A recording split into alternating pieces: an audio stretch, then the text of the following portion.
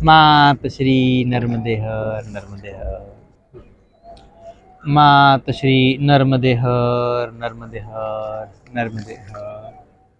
शाम की संध्या की वेला है और माँ नर्मदा जी के तट पर बैठने के बाद एक ऐसा विचार आया मन में। बहुत से परिक्रमावासी हैं, लाखों के तादाद में परिक्रमा करने वाले लोग। कई पैदल भी कर रहे हैं, कई वाहनों से भी कर रहे हैं।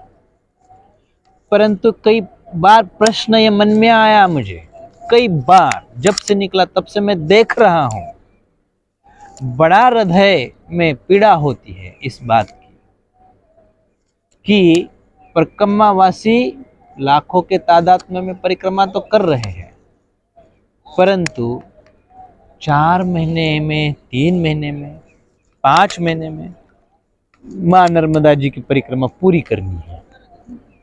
कई कई तो 2 महीने में भी पूरी कर देते हैं। तो प्रश्न ये उठा हमारे मन में कि कितने लोग हैं कि जो परिक्रमा करते समय अपना समय माँ नर्मदा जी के तट पर व्यतीत करते हैं। किनारे से चलने की जो बात है वो तो हम इसमें ले ही नहीं रहे, परंतु माँ नर्मदा जी की परिक्रमा करते समय हम कितना समय मैया की गोद में आके बैठे हैं, कितना समय हमने माँ नर्मदा जी के साथ में बिताया है, ताकि दूर दूर से कई लोग 500 किलोमीटर, 1000 किलोमीटर, 200 किलोमीटर से दूरी से परिक्रमा करने के लिए आ रहे हैं। ऐसा नहीं है कि परिक्रमा जो है माँ नर्मदा जी के तट पर रहने वाले लोग कर रहे हैं, वो तो माँ नर्मदा जी का लाभ तो हर दिन ले ही रहे हैं। जितने भी परिक्रमावासी है वो कम से कम 200, 500, 1000, 2000 किलोमीटर दूरी से आ रहे हैं। परंतु बात यह है कि उन्होंने कितना समय माँ नर्मदा जी के तट पर बिताया है, ये अगर पूछा तो मुश्किल से 12 घंटे भी अगर मिल जाए ना, पूरा परिक्रमा का जो समय होता है उसमें 12 घंटे भी उन्होंने माँ नर्मदा जी के गोद में बिताए हो, ताकि सुबह 5 बजे उठ के चल देना है, आश्रम में रहना है, मैया के तट पर तो रह रहे हैं, नहाने के लिए 5 मिनट दिए होंगे तो मुश्किल से भागे भागे मैया का छोड़ दिया किनारा, रास्ते से तो चल दिए हैं। फिर शाम में अंधेरा होने के बाद अभी जो समय चल रहा है, अभी भी लोग चल रहे हैं, अभी रुके नहीं। एकादशी के दिन नहीं रुकेंगे, अमावस के दिन नहीं रुकेंगे, पूर्णमासी के दिन नहीं रुकेंगे, चलते रहेंगे। और फिर ये सब तो है ही, उसके लिए तो कोई मना नहीं है, परंतु उसके आगे की बात कि बाबा शाम में जहाँ पहुँचे हैं वहाँ फिर प्रतीकात्मक स्वरूप माँ नर्मदा जी को निकालेंगे, वही आरती करेंगे, सो जाएंगे। दिन का 5 मिनट का समय हो गया, स्नान का, सुबह का 10 मिनट पकड़ लो स्नान के लिए, एक समय का। अब हमने अगर 3 महीने में परिक्रमा की है तो 30 दिन का कितना समय हो गया, दिन का 10 हो गया, तो 300 मिनट हो गया महीने का। 300 मिनट का हम अगर निकाल देवे तो आप काउंटिंग कर लो, मेरा गणित तो इतना पक्का नहीं है, तो आप देख लो 900 मिनट करीब करीब हो जाता है 3 महीने का। अब 900 मिनट डिवाइड बाय अगर 60 कर दिया तो 10 घंटे और ऊपर 3 घंटे, 13 घंटे, मतलब 12 घंटे, 24 घंटे भी नहीं हो रहे, 12 घंटे भी, 12-13 घंटे बड़े मुश्किल से हो रहे हैं। ये तो मैंने अंदाजे से बोला था, तो वो तो देखो 10 मिनट पकड़ के भी। ये तो नित्य अगर कोई स्नान करता है तो अब तो प्रश्न यही उठा है कि जिस समय आप गरुड़ेश्वर से निकलते हो, महेश्वर पहुंचते हो, तो करीब करीब 15 से 20 दिन का कालावधि निकल जाता है, माँ नर्मदा जी के दर्शन तक नहीं होते हैं। तो मुझे बताओ 20 दिन महीने के तो ऐसे ही चले गए, फिर आगे चलेंगे 20 दिन ऐसे ही चले जाएंगे, महीने के 15-20 दिन तो ऐसे ही जा रहे, तो मतलब वो 6 घंटा भी आप नर्मदा जी के पास में नहीं हो, माँ नर्मदा जी के गोद में नहीं बैठे हो, ना अमावस देखी, ना पूनम देखी, ना एकादश देखी, ना कुछ नहीं देखा। चलना है, प्रतीकात्मक स्वरूप है साथ में। साक्षात स्वरूप है, उसको नहीं देखना है, प्रतीकात्मक स्वरूप। अब मुझे जिस समय परिक्रमा में निकला था, किसी ने बता दिया कि बाबा ये बॉटल ले लेना। मैं बोला क्यों? पहली बार जब निकले तो बॉटल क्यों चाहिए, प्रश्न आया था मेरे मन में, तो पूछा हमने। तो वो बोले इसलिए चाहिए वो कि आप जब परिक्रमा करते हो तो मैया से दूर जाते हो, तो मैया से दूर जाते हो तो मैया आपके पास में रहेगी, तो फिर आप मैया से दूर नहीं जाओगे, ऐसा आपको लगेगा नहीं, तो इसलिए ये प्रतीकात्मक दिया है। तो मैंने बोला फिर हम लोग अगर उससे दूर चले जाएंगे तो ये साथ में प्रतीकात्मक रहने से वो रहेगा, तो माँ रहेगी साथ में। तो ये भाव और श्रद्धा का विषय है जहाँ तक आता है। अभी जो लोग भावना में है वो इसको विरोध जताएंगे, परंतु जिनके अंदर विवेक बुद्धि है वो निश्चित स्वरूप उसको समझ लेंगे कि जैसे हम हमारे गुरु के सानिध्य में रहे, माता पिता के सानिध्य में रहे और उनके फोटो के सानिध्य में रहे, तो उसका फर्क क्या है? फर्क तो होगा कि नहीं होगा? सूर्य भगवान जो है वो कल सवेरे वो सूर्योदय हो ही नहीं, हम बस फोटो ही लगाए, फोटो से काम चलेगा? नहीं चलेगा ना। कि चलेगा? चलेगा। जिनको चलेगा ऐसे बुद्धिजीवी अभी कमेंट्स में भी दे देंगे मुझे दे रहे हैं और देते ही रहे और आगे भी देंगे, तो उनको तो कोई कमी नहीं है उनके लिए भी हमारा धन्यवाद है तो सोचने जैसी बात है कि माँ नर्मदा जी का तट है, सानिध्य है, बैठो। कभी कभी मछलियों के लिए आटा ले लो, 1-2 किलो 2 किलो, रास्ते से दुकानें तो खूब मिलती है राशन की, खरीदो, उसके गोले बना दो, डालो, उनको खिलाओ।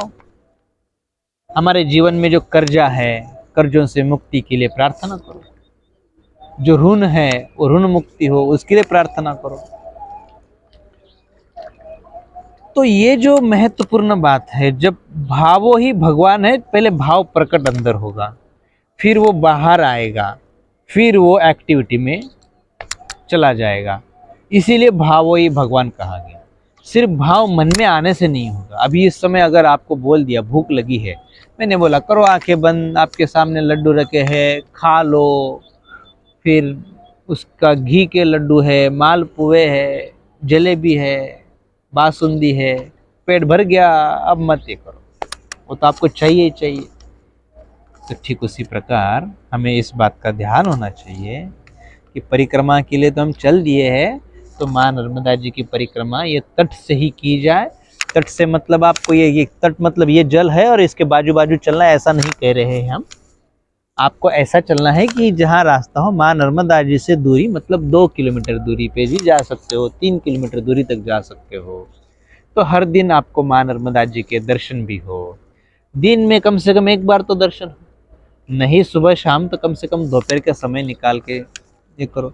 दोपहर में धूप लगती है आजकल, तो धूप लगती है तो किनारे से जब चलोगे तो पेड़ पौधे के नीचे बैठ जाओगे, फिर मैया के पास में आओगे, थोड़ा दोपहर के समय माँ नर्मदा जी का स्नान करो, शाम का स्नान करो, तो जो गर्मी हो रही है वो दूर हो जाएगी।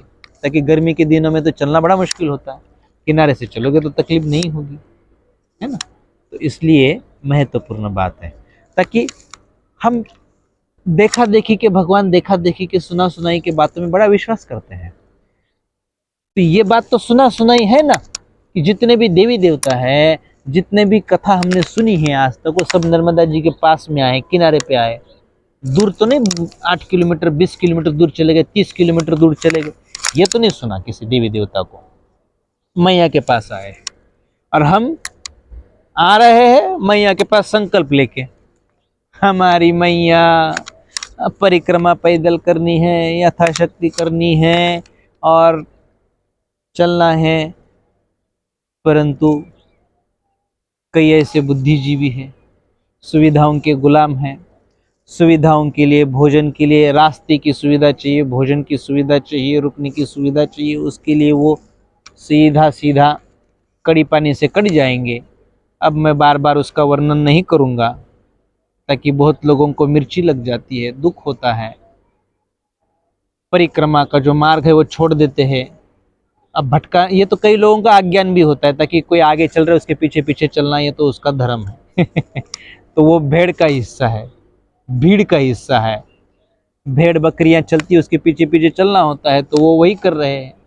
और जिसको स्वयं को परिक्रमा करनी है तो वो किनारे पे खुद का रास्ता खोजेगा और फिर चलेगा, पूछ पूछ के जाएगा। लोग नहीं बोलेंगे तो भी वो खुद तैयार करेगा, मार्ग बनाएगा, खुद का मार्ग बनाएगा।